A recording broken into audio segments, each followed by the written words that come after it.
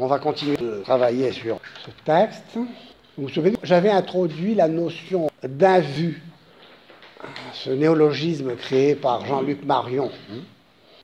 Et je crois qu'il convient bien à cette conception de l'unité pure et nue, qui ne se donne pas encore à voir, qui est sans visage, parce qu'elle correspond à cette première étape dans une succession sans succession, comme dit Nicolas, car il ne s'agit pas évidemment de chronologie dans ces étapes qui sont constitutives de l'unitrinitas, donc qui se compose de l'unitas, de l'equalitas et de la connexio.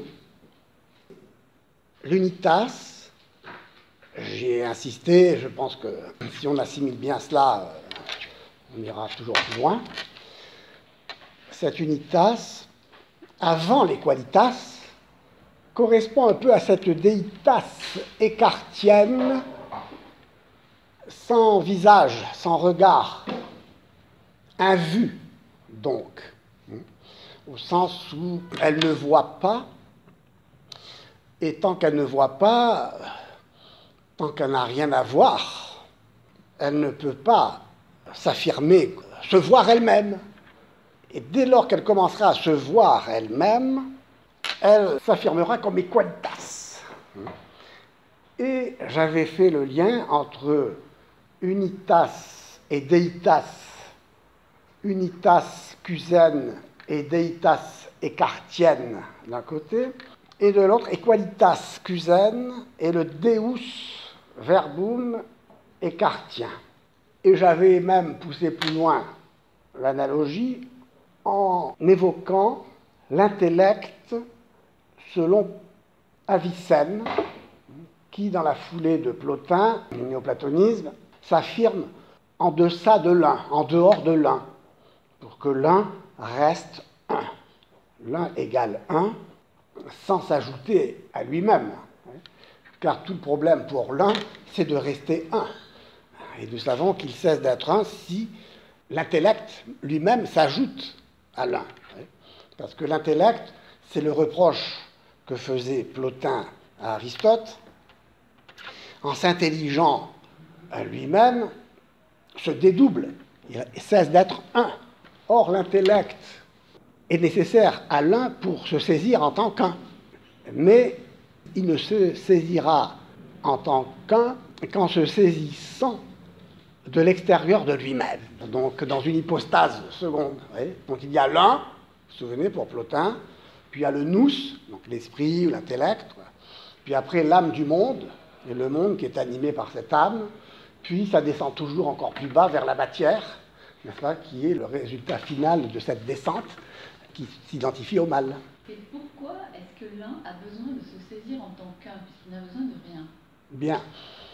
Parce que d'abord, la réflexion sur l'un naît de la nécessité. Vous vous en souvenez, chez les présocratiques, qui ont les premiers soulevé la question, l'unité est une nécessité pour intelliger, pour comprendre un monde multiple, changeant. Et ce monde où tout change, où tout devient toujours, et rien n'est jamais, rend impossible tout jugement. Comment vais-je dire Socrate est un homme, donc émettre une proposition, un jugement avec un sujet, une copule et un prédicat? Socrate est un homme. Si Socrate a cessé d'être Socrate depuis tout à l'heure, et que homme lui-même a pris un autre sens, parce que tout change. Si tout change vraiment, absolument, Socrate n'est plus Socrate depuis tout à l'heure. Il est autre chose. Donc vraiment, les présocratiques, pour ça, sont une excellente introduction à la question essentielle, puisque tout change. Ce qui est chaud cesse d'être chaud. Mais alors, ça veut dire que le chaud devient non chaud. On passe d'un contraire à l'autre, du chaud au non chaud. C'est-à-dire, comment peut-on dire qu'une chose peut être à la fois chaude et non chaude? Ce n'est plus de la même chose dont je parle. Puisque ce qui était chaud tout à l'heure, ce n'est plus la même chose qui est froide maintenant, puisque le froid est le contraire du chaud. Donc le même est devenu un autre.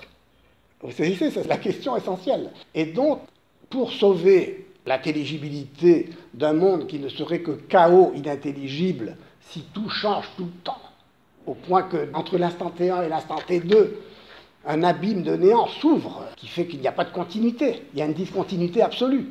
Et donc je ne peux même plus penser et dire Socrate est un homme, puisque Socrate n'est plus Socrate, un homme cesse d'être un homme, le verbe être lui-même est devenu incompréhensible, puisque si tout devient toujours, rien n'est jamais.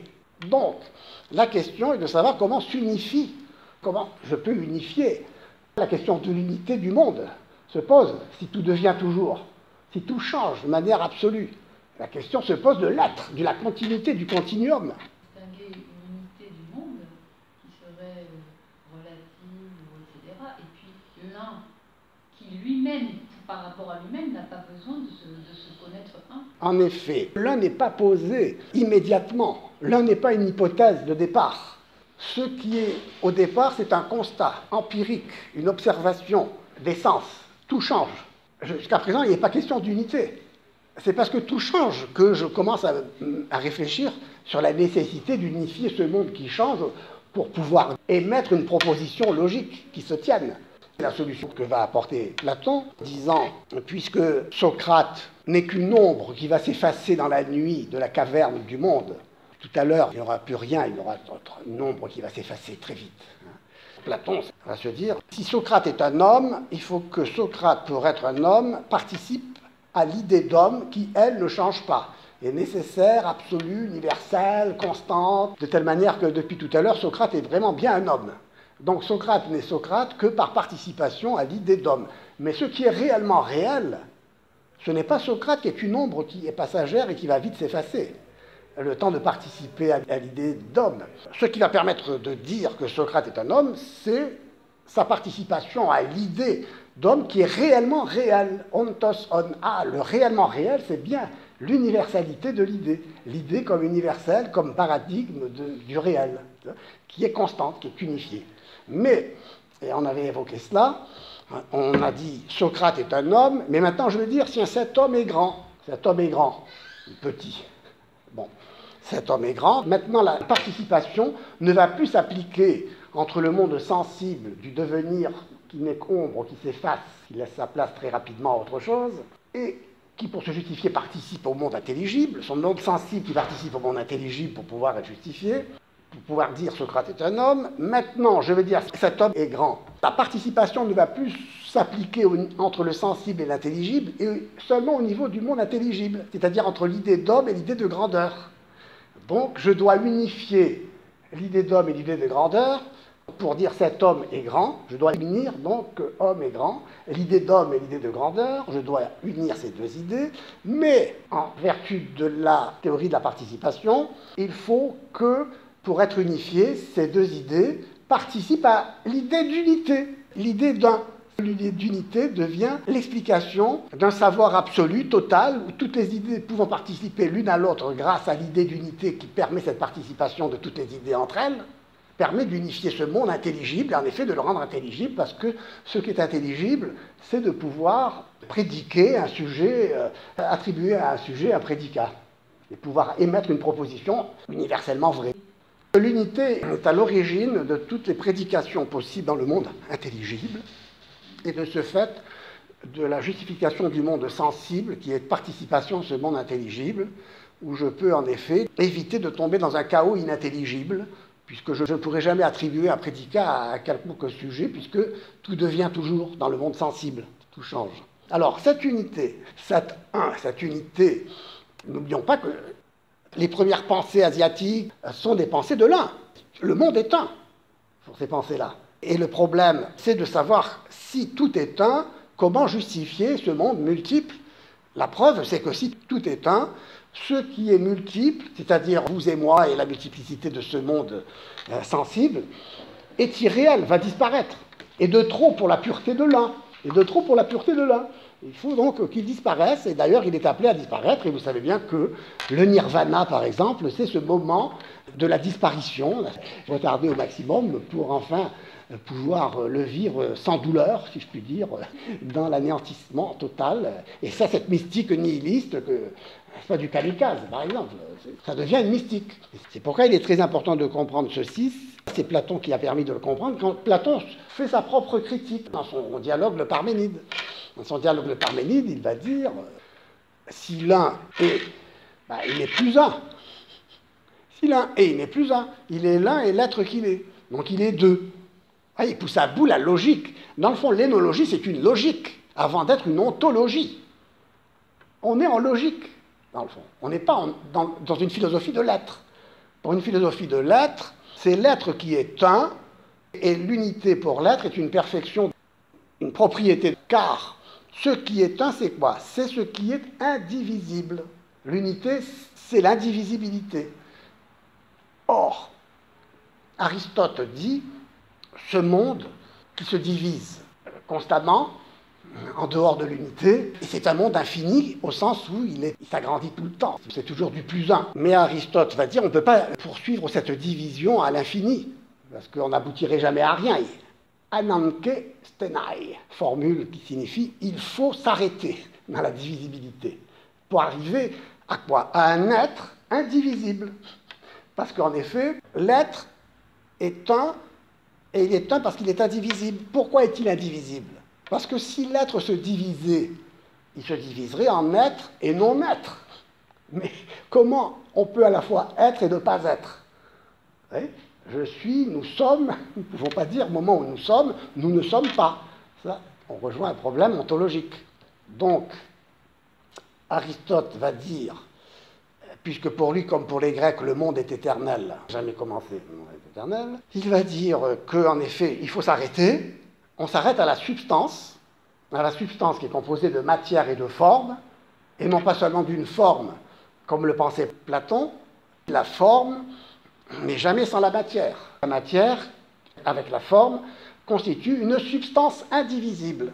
Aristote affirme que la substance, c'est la doctrine illémorphique d'Aristote, à savoir qu'une substance est composée de matière et de forme indissociablement.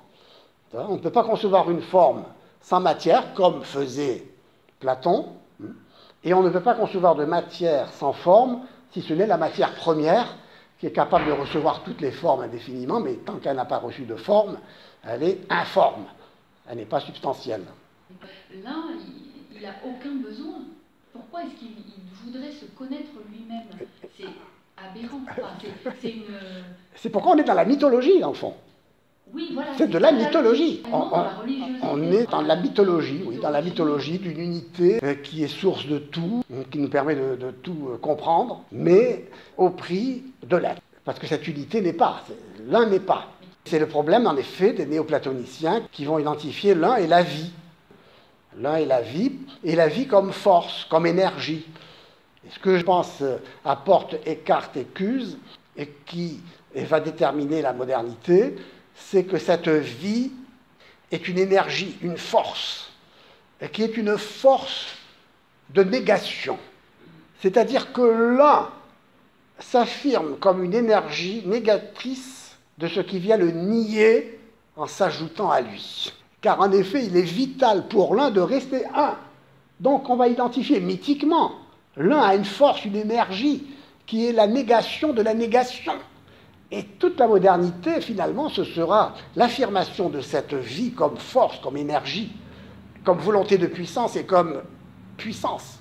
Comme vie pour Nietzsche, le vitalisme de Nietzsche vient de cette négation finalement de l'être qui oblige tous ceux qui nient l'être en tant qu'être d'affirmer une force constitutive de ce monde qui s'auto-constitue en se destituant de lui-même, en se défaisant, qui se fait en se défaisant. Et c'est pourquoi Empédocle est peut-être celui qui illustre le mieux cette idée, puisque vous savez que pour Empédocle, la nature est une force aveugle qui consiste à unifier tous les éléments de la nature, c'est-à-dire l'eau, la terre, le feu, l'air, pour les unifier pendant cette période de la concorde, de l'amitié, où la force agit comme une force unifiante. Elle unifie les éléments séparés. Parce que justement, les éléments séparés sont isolés au point qu'ils n'ont plus de sens. Que deviennent-ils? Ils s'en vont dans le ciel intersidéral du néant. C'est le néantisme.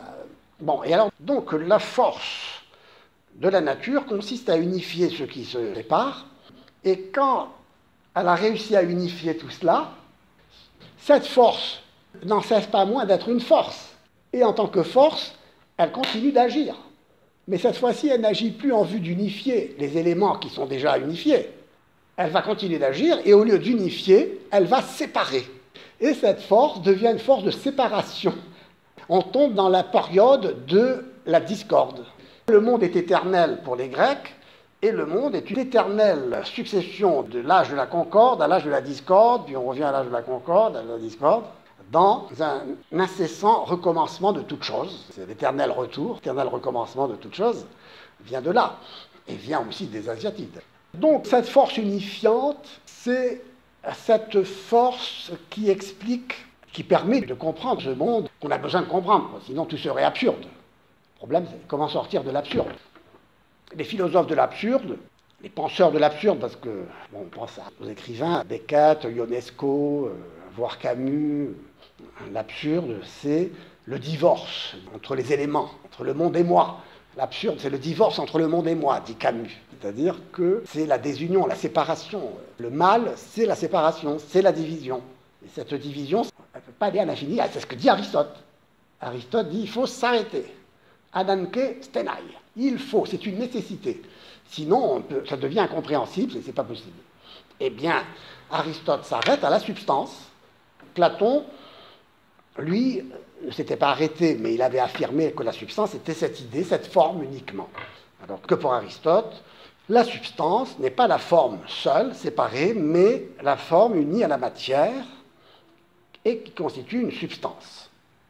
Donc, il va distinguer l'œuvre de l'intellect. L'intelligence distingue conceptuellement, intellectuellement, ce qui reste uni ontologiquement. L'être de la substance est un. La substance reste une. Même si elle est composée de matière et de forme, indissociablement, si je sépare la matière et la forme, je supprime la substance. Ou d'une manière imagée, si je coupe les bras et la tête de Socrate, j'en finis avec Socrate. Ah certes, j'aurais prouvé qu'en effet, Socrate est composé d'éléments divers, de ses membres et de sa tête. Je les ai donc découpés dans la réalité, et dans la réalité, j'en finis avec son être, sa substance, sa réalité. Parce que dans la réalité, il est un. L'unité, c'est l'unité de l'être, l'unité de la substance. Alors que, intellectuellement, je peux distinguer, sans remettre en question cette unité, parce que précisément, cette unité n'est pas un mythe, c'est l'unité de l'être, c'est l'unité de la substance. Ce que tu dis, que cette unité personnalisée ou personnifiée, c'est incompréhensible, en effet, c'est incompréhensible, parce qu'on ne peut pas concevoir une unité qui ne soit pas l'unité de l'être, l'unité de quelque chose. Or, là, on veut concevoir une unité en soi. Et pourquoi, donc, on tombe dans une sorte de mythologie où cette unité va tout expliquer, mais en même temps, elle n'explique rien, puisqu'elle ne justifie pas. Elle n'est pas l'unité de l'être. Et tout est virtuel, tout est reflet. Et chez Nicolas de Cuse, en effet, on a donné l'image du palais des glaces, où tout est reflet de reflet, où la réalité est un reflet de l'un. Ce n'est pas un effet de l'être. Et s'il y a donc création, cette création est in nihilo. Ce n'est pas une création ex nihilo, parce qu'en effet, la multiplication des êtres n'est qu'une répétition de l'un qui se reflète dans la multiplicité de ces éclats de miroir, d'un miroir brisé. C'est la meilleure image que je connaisse pour expliquer cela. Et dans cet univers où tout est un, eh bien, il n'y a pas de place pour des êtres qui se distinguent les uns des autres en tant qu'êtres. Celui qui a aussi, chez les Grecs, résolu le problème de la multiplicité du monde à la lumière de l'unité, c'est Démocrite, un atomiste pour lequel, finalement, pourrait-on dire, l'un parménidien, l'un de Parménide, que Parménide compare à une sphère parfaite, n'est-ce pas, à laquelle on ne peut rien ajouter. La perfection, l'idée de la sphère, c'est qu'elle permet de comprendre la perfection en tant qu'infini, au sens où on ne peut rien ajouter à cette perfection. La perfection se confond avec ce à quoi on ne peut rien ajouter. Ouais. C'est pourquoi l'image de la sphère est l'image de l'unité. comme infini actuel, avions-nous dit, par rapport à un monde qui n'est qu'un infini potentiel, puisqu'il se divise toujours, et puis toujours des choses qui s'ajoutent. Et donc Démocrite va dire, eh bien, parce que Parménide, n'est-ce pas, quand il a posé la question de l'unité, où il dit que tout est un, où cette sphère est la perfection unique de tout ce qui est, que vais-je faire du monde multiple? La question va se poser pour nous aussi. Et Démocrite va résoudre le problème du rapport entre l'un et le multiple, et je pense que c'était la seule solution qui pouvait être apportée au problème de l'unité exclusive de l'un, à savoir la multiplication de l'un sous forme d'atome. Atome, ça veut dire indivisible aussi. Individu et atome, c'est la même chose en grec et en latin. C'est ce qui est indivis, comme l'un. L'un, c'est l'indivisibilité. Mais alors, pour que le monde, si tout est un, ne mette pas l'un en morceaux, si je peux dire, on finisse avec l'un, Démocrite va dire, eh bien non, tout est un, parce que tout est atomique, il n'y a que des atomes dans le vide. Il multiplie à l'infini l'un de Parménide. Et comme ça, il a résolu à la fois le problème de l'un et du multiple, puisque tout est un. L'un dans son unicité et la multiplicité des atomes qui sont tous un.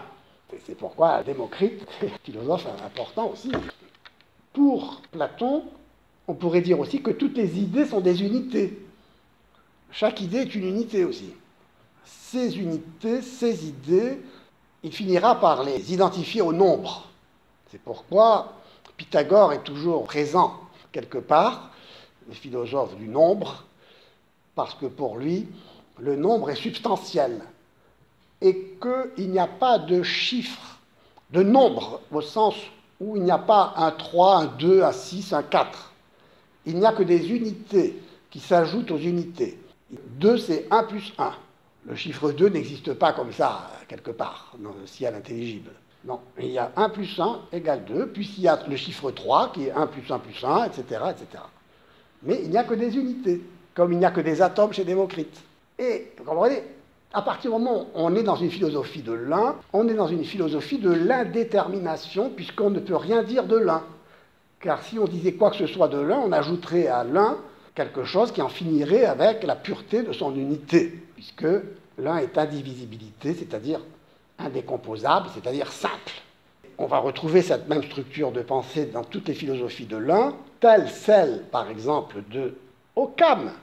Occam, c'est une sorte de Démocrite conceptuel, si j'ose dire, pour qui les atomes sont des choses innommables, car tout est un. Chaque chose, chaque substance est une unité pour Occam.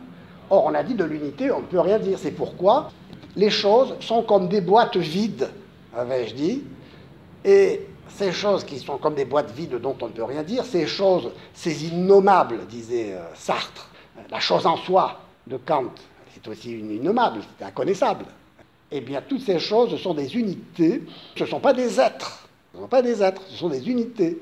Et comme on sait que de l'unité on ne peut rien dire, Occam va dire, les choses sont comme des boîtes vides sur lesquelles on va mettre un mot, une étiquette, désigner ces choses de telle manière que nous pourrons ainsi nous entendre grâce à un code, grâce à un langage composé de signes, qui sont ces mots, et le langage, en effet, c'est un système de signes. Vous vous souvenez, on a parlé de tout cela. Le langage est un système de signes, arbitraires, puisque j'ai choisi d'appeler chaise cet objet, que j'aurais pu appeler table, n'est-ce pas, et puis m'asseoir sur une table et écrire sur une chaise, c'est conventionnel. La chose.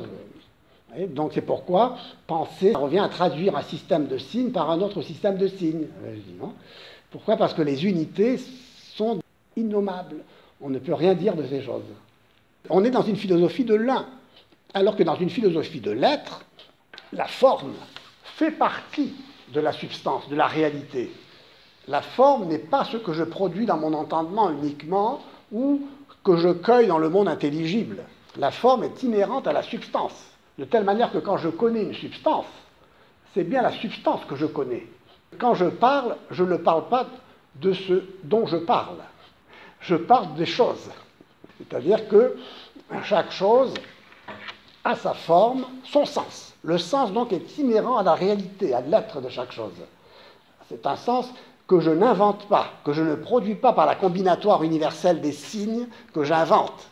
Donc, cette unité de l'un dans une philosophie de l'un, c'est une unité finalement vide, logique, et pour lui donner vie, le coup de génie, si on peut dire, de Cuse, héritier d'ailleurs de tout ce néoplatonisme, héritier de Proclus, de Denis l'Aréopagite, héritier de Duns Scott et d'Occam, héritier de Maître Eckhart, eh bien, lui va dire cette unité vide, morte, incolore et inodore, cette unitas, qui doit prendre vie, elle va prendre vie en s'égalant à elle-même par ce geste, disons, de l'égalité, de l'équalitas, par lequel je peux affirmer que l'un est un.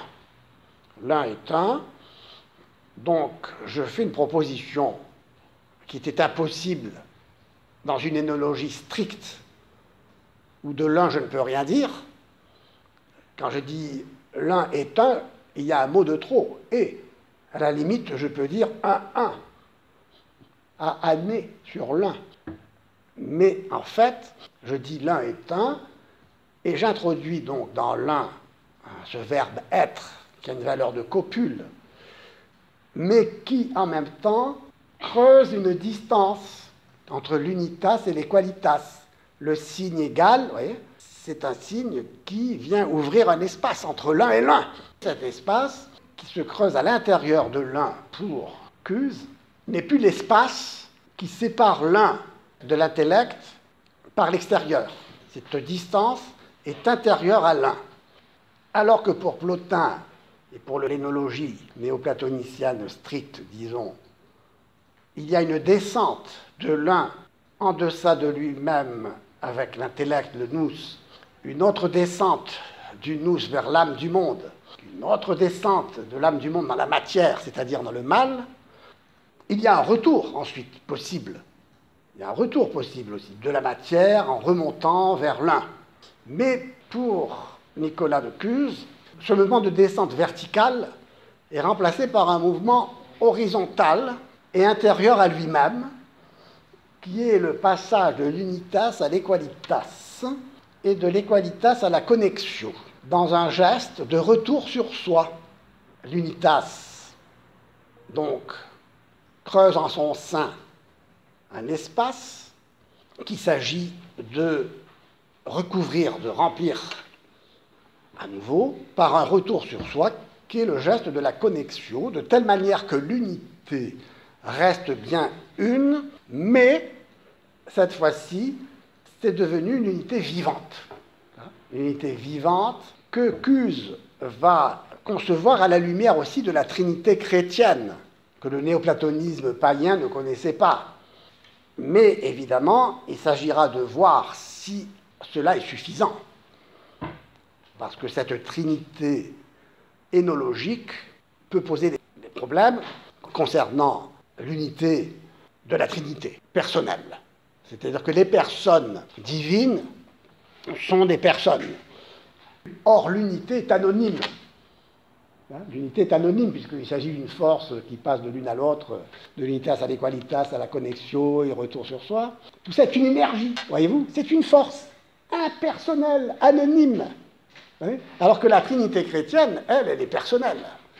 Il s'agit toujours de trois personnes dans l'unité, certes, mais dans une relation qui n'est pas kénotique au sens où l'équalitas, c'est-à-dire le verbe dans la Trinité chrétienne, n'a pas à être soumise à une sorte de disparition à l'intérieur de l'unité, puisque pour que l'unité soit une, il faut qu'elle revienne sans cesse sur elle-même dans l'anonymat, dans la détermination. Alors que dans une philosophie de l'être, on peut concevoir une vie personnelle d'un être qui est un, mais dont on ne sait rien, qui demeure un mystère dans sa profondeur, dans sa richesse infinie d'être en tant qu'être. De l'être, on sait qu'il est, mais on ne sait pas ce qu'il est. C'est ce que dit par exemple saint Thomas d'Aquin concernant l'être de Dieu en tant qu'être. On sait qu'il est, on ne sait pas ce qu'il est. On peut déduire que cet être en tant qu'il est éternel, immuable, infini, parfait. Et on peut connaître de lui ce qu'il veut bien nous révéler sur lui-même. Mais c'est un mystère. Et comme dirait Pascal, ce mystère nous éclaire davantage qu'une explication exhaustive, logique et rationnelle, et que le mystère est parfois lumineux. Bon. Donc voilà un peu pour répondre à la question sur cette unité, en effet, impersonnelle, mystérieuse, qui est posée là, n'est-ce pas ? Mais comme une nécessité finalement logique. Tant que cette unité ne se révèle pas être l'unité de l'être, on est dans la logique. Or, il s'agit, pour la philosophie, de s'interroger aussi, en tout cas pour Aristote, sur l'être en tant qu'être. Or, si l'être est infini, c'est parce qu'il est parfait. Et s'il est parfait, c'est parce qu'on ne peut rien lui ajouter. L'être ne peut pas être divisé en être et non-être, encore une fois. C'est pourquoi l'être est nécessaire. L'être est nécessaire. L'être est nécessairement. L'être est nécessaire, mais on n'est pas nécessairement, précisément. On n'est pas nécessairement. Seul un être est nécessaire, ça c'est Avicenne qui l'a montré, en parlant de l'être divin. L'être est nécessaire. L'être ne peut pas ne pas être. Mais il faut comprendre la différence entre un être en tant qu'il est nécessaire, comme l'entend à sa façon Avicenne, et quand je dis que je suis, mais je ne le suis pas nécessairement. C'est-à-dire que mon être, en tant qu'il est, il est nécessairement l'être qu'il est. Je ne peux pas ne pas être au moment où je suis. Non, je suis nécessairement dans ce sens-là. Parce que je suis nécessairement parce que je ne peux pas ne pas être tant que je suis. Mais la création de moi est contingente. C'est-à-dire qu'en effet, ce qu'on va découvrir, c'est la différence qu'il y a entre un être fini et imparfait et un être infini et parfait. Nous sommes les êtres finis, imparfaits, en ce sens que ce que l'un est, l'autre ne l'est pas. Tandis que l'être nécessaire et parfait est la perfection de toutes les perfections. Et de fait, c'est vrai, nous sommes tous, mais nous avons, d'abord, il est heureux que l'un ne soit pas l'autre, parce que sinon il n'y en aurait qu'un. Et puis, c'est une richesse de voir que l'un a cette qualité, l'autre cette autre qualité qu'il n'a pas, l'un a une qualité que l'autre n'a pas, et vice-versa. Et tout se complète dans cette harmonie où le fait d'être est toujours une richesse. Une richesse est toujours un bien. Il est meilleur d'être que de ne pas être. D'ailleurs, ne pas être, c'est... Quelle est la démonstration pour dire que l'être relève de la perfection et le non-être relève de l'imperfection? Je n'ai pas dit que le non-être relève de l'imperfection. J'ai dit que l'être infini, parfait, immuable, éternel, qui est l'être divin qu'on appelle Dieu, comme dit Thomas, on appelle Dieu. Cet être infini actuel est parfait parce qu'on ne peut rien lui ajouter. Il est la perfection de toutes les perfections. Mais toi, moi, chacun d'entre nous n'est pas parfait en ce sens. Il a des perfections que l'autre n'a pas, des qualités que l'autre n'a pas. Et surtout, l'un n'est pas l'autre. Nous sommes tous différents. Je veux dire, il y a une autonomie de chaque être, tu vois, comme les atomes de Démocrite, comme... Vous voyez ce que je veux dire? Il y a une différenciation, une diversité, mais qui est réelle. Nous sommes des êtres, des êtres. Nous ne sommes pas uniquement des reflets, n'est-ce pas, qu'on peut mitrailler parce qu'on ne tue que des ondes. Kamikaze, qui ne tue personne, n'est-ce pas, en néoplatonisme, on ne tue personne, quoi. On n'est que des ombres, que des reflets. Mais si nous sommes des êtres, nous sommes des effets d'un acte créateur, d'un être qui était là avant nous et qui était déjà là depuis toujours, puisque nous n'étions pas à l'instant zéro. Tout à coup, on est. On n'était pas et on est. Enfin, il faut bien distinguer cela. Alors c'est vrai qu'il y en a, vous savez, qui n'ont pas du tout le sens de l'être. J'ai un ami scientifique, l'être n'est qu'un mot qui ne signifie rien pour lui. Il ne peut pas comprendre ce que c'est que le fait d'être. C'est possible ça aussi. Hein, il ne peut pas comprendre ce que c'est qu'être. C'est extraordinaire. Pourtant, l'être, je suis. Je suis. Ah ben d'accord, si maintenant vous appelez le fait d'être un nombre, je ne sais pas comment on peut appeler autrement un être qui est, quoi. Vous êtes ou vous n'êtes pas d'être? Vous avez le sentiment d'être ou pas? Vous êtes quoi? Vous vous sentez bien que vous êtes une ombre dans une fond d'une caverne? Vous n'avez pas le sentiment d'exister, quelque part? Alors l'existence, attention, justement, c'est que l'être ne se divise pas. Donc l'être de chaque substance est un être individu, ce qui fait que l'individu est réellement réel. Ce n'est pas l'universel qui est réel, l'idée, la forme. Ce qui est réel, c'est l'être individu. C'est l'être. Pourquoi il est réel et individu? Parce que je l'ai dit, l'être ne peut pas se diviser en être et non-être. Ça, doit être clair. La multiplicité des êtres est une multiplicité réelle qui se justifie cette fois-ci, qui n'est pas donc une multiplicité réelle, virtuelle, d'ombre dans la nuit du monde. Madame. Nécessaire. En revanche, l'un est nécessaire dans le système de pensée de... Non, c'est-à-dire que l'un est nécessairement un. Ça, c'est ce qu'on appelle les modalités, la philosophie modale. La nécessité se définit comme ce qui ne peut pas ne pas être. Qui ne peut pas ne pas être. Maintenant, l'un, logiquement, ne peut pas ne pas être un. L'un est nécessité en ce sens aussi. C'est qu'il ne peut pas ne pas être un. Et cela s'applique aussi à l'être. L'être ne peut pas ne pas être. Bon, c'est de la logique aussi, ça. Mais quand je dis que l'être est nécessaire avec Avicenne, je dis l'être est nécessaire, nekesse esse, il est nécessairement. C'est qu'une chose ne peut être et ne pas être sous le même rapport en même temps. Nicolas de Cuse affirme la coïncidence des opposés. Alors pourquoi la coïncidence des opposés est concevable? Parce que nous sommes en logique. En logique, je dis cette courbe, une courbe, c'est-à-dire une réalité mathématique qui n'est pas une réalité dans la nature. Une vraie courbe, une vraie droite, un vrai cercle, un vrai triangle dans la nature, ça n'existe pas. Ça n'existe que de manière mathématique, construite par le compas, par la règle. Donc, cette ligne courbe dans la nature n'existe pas. Je la conçois, et de la même ligne courbe, je peux dire deux choses contraires. Qu'est-ce que je peux dire d'une ligne courbe qui soit deux choses contraires à la fois? Qu'elle est à la fois convexe et concave. Donc, de la même chose, je peux dire deux choses contraires. Et donc, cette coïncidence des opposés, je peux la concevoir intellectuellement. Mais ontologiquement, je ne peux pas dire que la même chose soit cette chose et une autre. Elle ne peut pas être à la fois elle-même et son contraire. C'est-à-dire que ce qui est chaud est froid. Ce qui est chaud est froid. L'être, lui, ne peut pas à la fois être et ne pas être. Ça, c'est clair qu'on ne peut pas dire de l'être qu'il est en même temps qu'il n'est pas. Donc ça, c'est le mystère de l'être.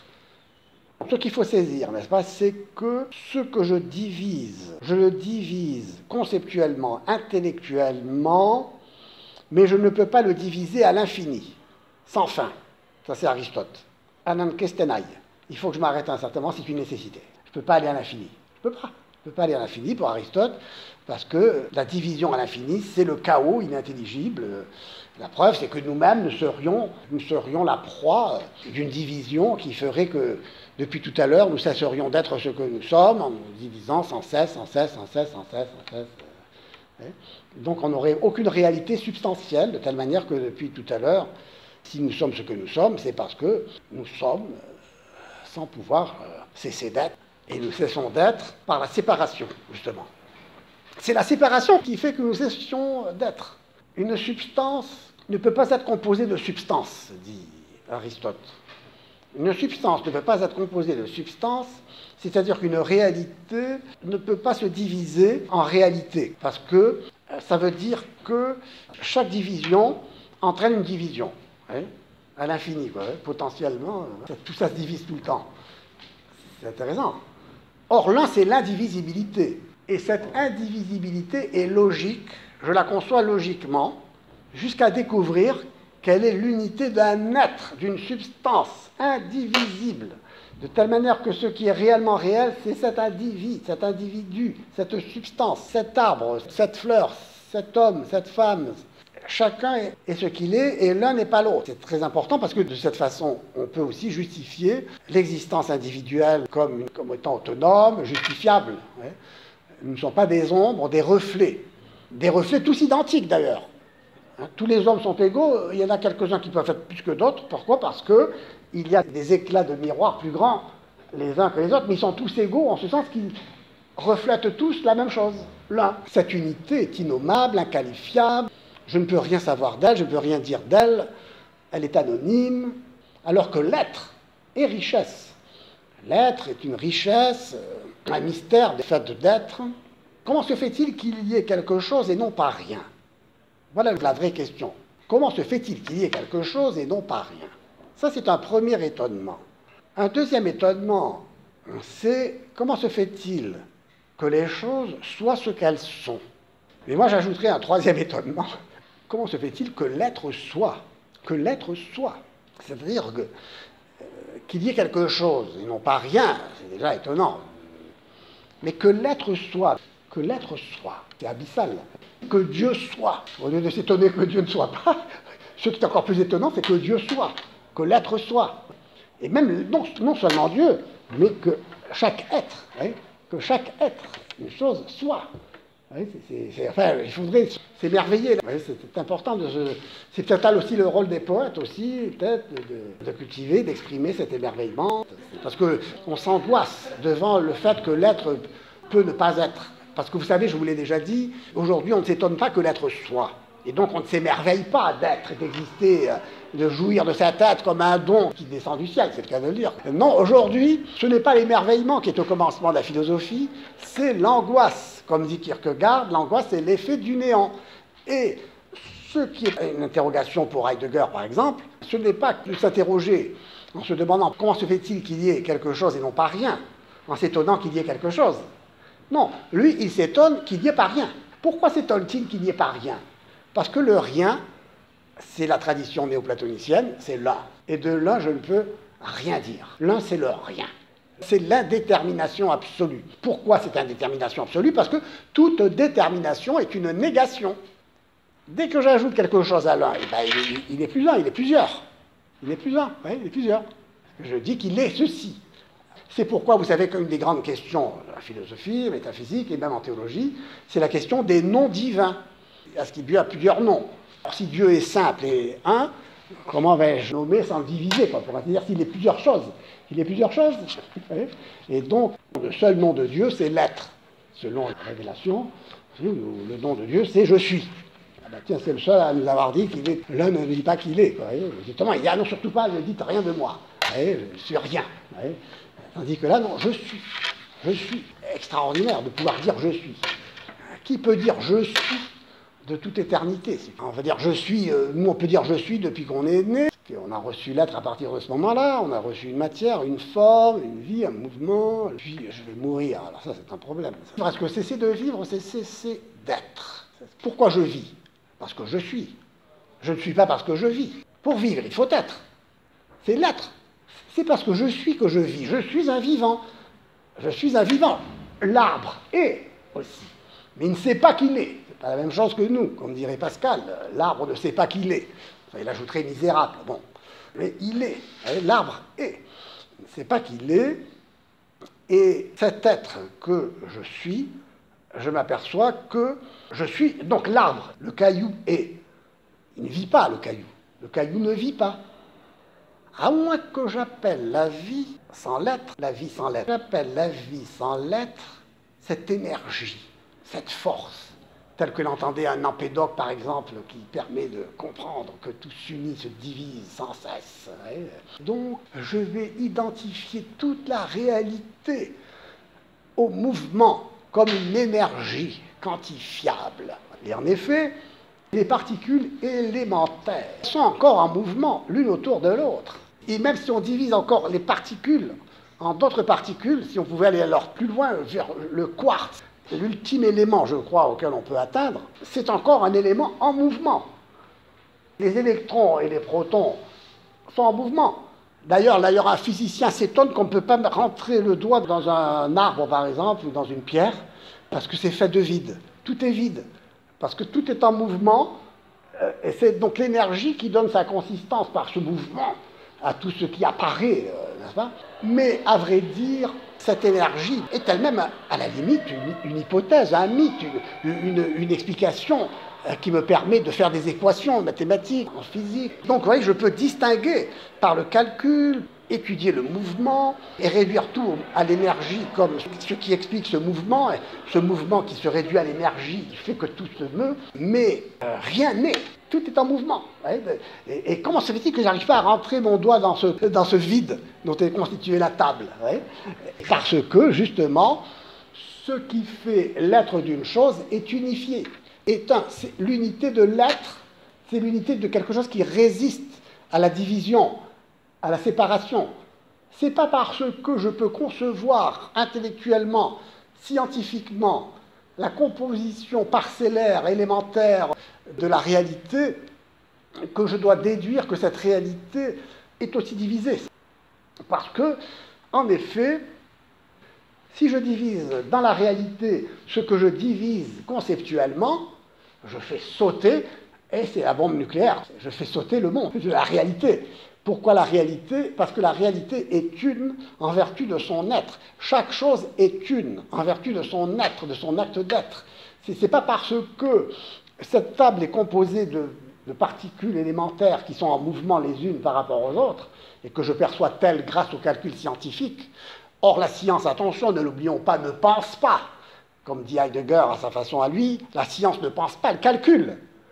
Et l'objet du scientifique, ce n'est pas l'être d'une chose.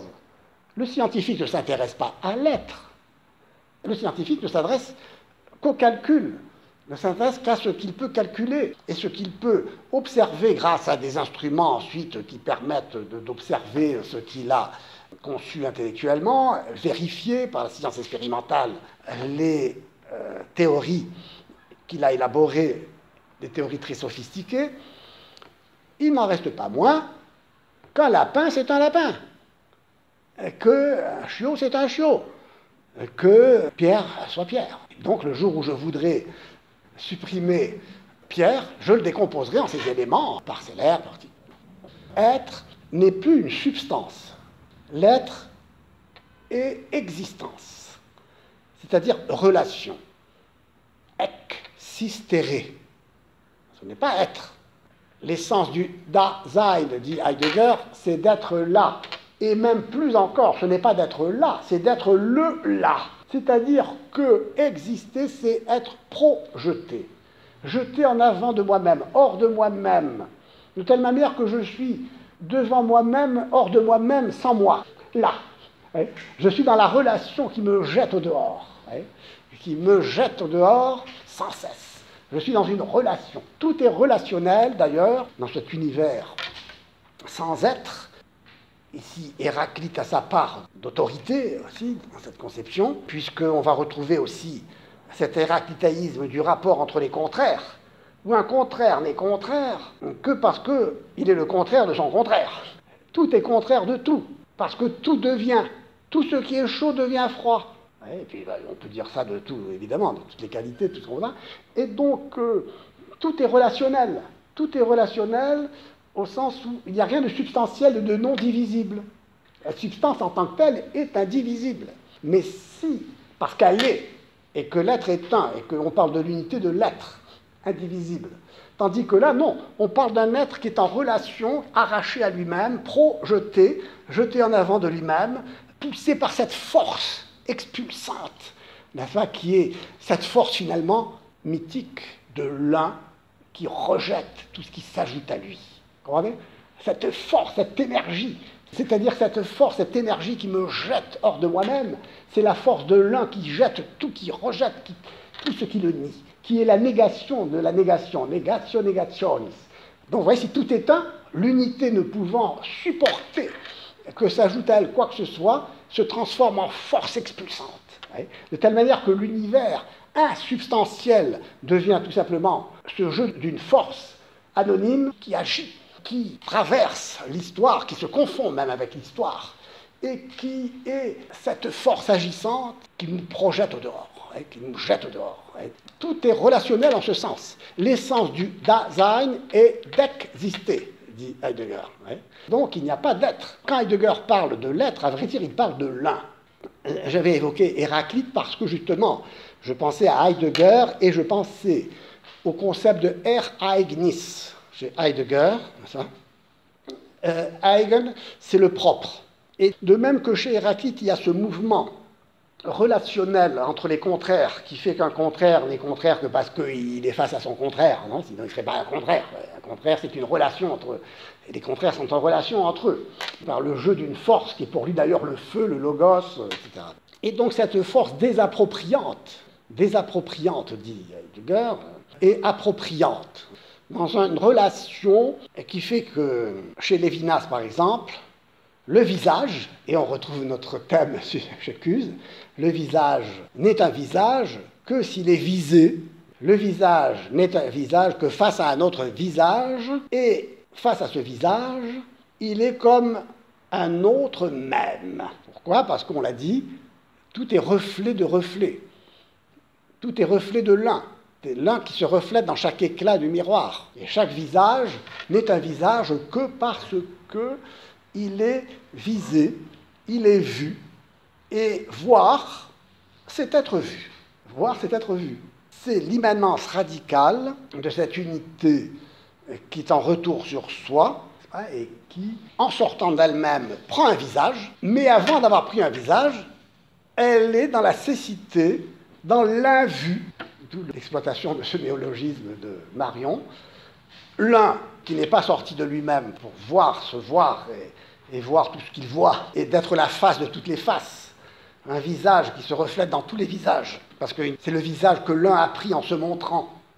Mais l'un, en se montrant, par le même geste par lequel il se montre, en se donnant à voir, se retire en se cachant dans l'invu pour garder son unité originaire. Vous voyez ce mouvement par lequel, en se montrant, se cache, parce qu'il doit rester toujours dans la pureté de son unité. Et donc l'un a pris un visage comme au moment où il se montre, c'est-à-dire au moment où il se donne à voir. Et en se donnant à voir, il prend un visage qui fait qu'il voit parce qu'il est vu. Il voit parce qu'il est vu. Voir, videre et videri, c'est le même. Oui, voir et être vu. C'est pourquoi, et ici je pourrais enchaîner sur ce que je voulais vous dire dès le début, la vision de Dieu est créatrice au sens où créare signifie videre et où videre signifie intelligere. Intelliger, c'est voir. L'assimilation de l'acte de voir à celui de créer, il faudrait mettre le mot créer entre guillemets, cette assimilation met en évidence le caractère actif de la vision qui est principe et première par conséquent. Se voir pour le principe, c'est advenir à soi, en faisant advenir tout ce qu'il voit. Certes, le principe n'a pas commencé dans le temps. Se voir comme étant également vu par les autres est un acte unique de l'un absolu qui, en se donnant à voir, se succède, pour ainsi dire, à lui-même, mais sans succession, car tout cela se passe hors du temps. Nicolas parle de successio sine successione, succession sans succession. Dans son opuscule de 1459, le Dei Qualitate, il va montrer que l'unité est égalité avec elle-même. Cette égalité de l'un avec l'un est précisément l'intellect ou le verbe. Elle est avènement qui fait advenir tout ce qui est et s'identifie à ce que Eckhart appelait la naissance de Dieu lui-même. De telle sorte que, quand le Cusin parle de la filiation de Dieu, il parle de la divinité comme naissance, c'est-à-dire comme avènement de l'intellect. Cela signifie que l'intellect a la primauté sur l'être. Une question alors ici se pose, à savoir, est-ce que la génération éternelle du Verbe ou de Dieu lui-même ne se trouve-t-elle pas liée nécessairement à la création, puisque créer, c'est intelliger. Et par conséquent, la création n'est-elle pas éternelle, comme le Verbe? Ici, il y a un lien entre logos et cosmos qui est ambigu. Pour le thuringien, c'est-à-dire pour Maître Eckhart, Dieu est intellect, à partir du moment où il se donne à voir en voyant. Voir est son être, dit le Cusin. En me voyant, il me crée, c'est-à-dire qu'il m'intellige, puisque videre, intelligere, c'est la même chose. Cela signifie que sans le créer, Dieu est aveugle. Son invisibilité est cécité, comme sa visibilité est vision de soi dans un autre. Tant qu'il reste aveugle, il n'est pas, c'est-à-dire qu'il n'intellige pas, puisque être, c'est intelliger. Ce qui est intelligé. Ce qui est intelligé au même sens que Berkeley disait que esse est percipi. Être, c'est être perçu. Être, c'est être intelligé. Ici, la notion d'être est volatilisée dans la notion d'intellection, d'intelliger. Vous voyez, ici, la notion d'être, c'est plus ce que c'est. Donc, c'est parce qu'il me voit qu'il est. Tant que le monde n'est pas vu par lui, Dieu demeure retiré dans le non-être de sa déité, c'est-à-dire l'unité pure et nue, sans l'être, c'est-à-dire sans l'intellect. L'intellect n'est pas encore intervenu. Cette forma formarum, ce visage des visages, cette face de toutes les faces, par lequel tout advient comme reflet, comme forme dans la forme, ouais, comme forme. L'invisibilité de l'unité est absolue, séparée, indistincte de soi dans son retrait dans les ténèbres. Ouais, elle se retire dans les ténèbres de l'indétermination.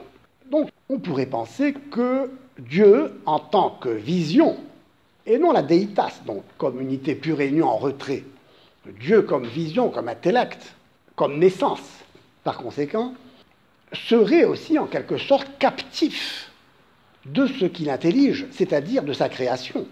Car la créature est parce que le Créateur la voit, et le Créateur est parce qu'il voit la créature, parce qu'il l'intellige. Il est intellect parce qu'il intellige. Donc s'il crée en intelligeant, la création est nécessaire, puisqu'il n'intelligerait rien s'il n'intelligeait pas quelque chose. Donc son voir est son intelliger, c'est-à-dire son être. C'est parce qu'il voit qu'il est, ce n'est pas parce qu'il est qu'il voit. Si être pour Dieu, c'est voir, c'est aussi être vu. La création est dès lors manifestation de Dieu, théophanie. On le verra ça d'ailleurs dans d'autres dialogues. Voir pour l'homme, c'est être vu par Dieu, et être vu par Dieu, c'est voir Dieu se voyant. Quand donc l'homme voit Dieu, Dieu se voit voyant l'homme. Cette union de la vision infinie avec la vision finie indique que l'infini parcourt, si on peut dire, tout le fini, et que par ailleurs, la finitude de l'homme se transforme en lieu de manifestation de l'infini, ce qui fait de lui, comme dit Nicolas de Cuse, un Deus occasionatus, c'est-à-dire un Dieu tombé. Vous voyez donc cette union du videre, du voir, et du videri, être vu, peut s'accompagner d'un obscurcissement du voir de Dieu au profit du voir de l'homme, lequel peut se donner l'illusion d'être un voir propre. Illusion d'autant plus forte que c'est justement en tant que voyant limité et fini que le voir absolu de Dieu le constitue comme voir.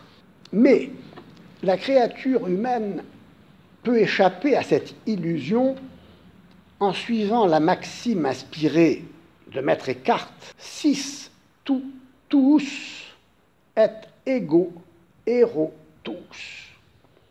Toi, sois à toi, et moi, je serai à toi. Formule compacte. Le videre, la décision d'être à moi-même, mei ipsius esse, de vouloir m'appartenir, ne peut se réaliser que par l'appropriation du videri, de l'être vu. Voir, c'est être vu. L'homme s'affirme alors comme viva imago Dei, comme image vivante de Dieu, parce que le videre s'identifie au videri en Dieu. En d'autres termes, il est en Dieu l'image de Dieu, il est en Dieu la naissance de Dieu.